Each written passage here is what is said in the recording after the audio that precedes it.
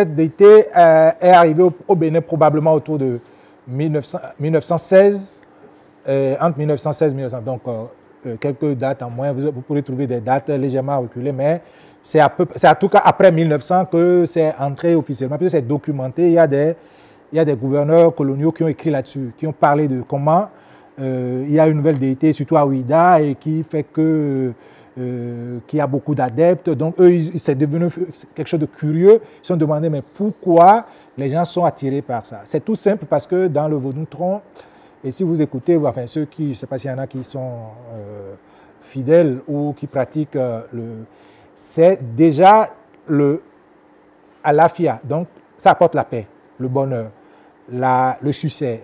Mais en même temps, c'est une divinité, c'est une déité qui combat la sorcellerie. Et quand vous n'avez pas peur, on vous donne l'assurance que la sorcellerie ne peut pas avoir raison de vous. Or, vous connaissez très bien nos réalités où les gens, très souvent, pour un oui ou pour un non, on se défie, on se trouve en situation de conflit.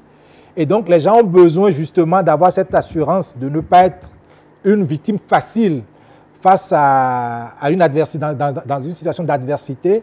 Et donc, les gens vont là-bas pour justement se réfugier et donc pour prospérer.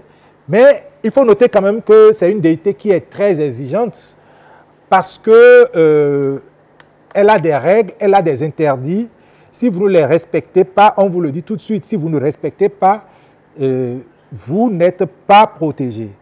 Donc, c'est ce qui fait que fondamentalement, les gens sont intéressés. Parce que je ne dis pas que nous sommes les seuls peuples à avoir des forces ou des réalités qu'on ne peut pas expliquer sur le plan de la science.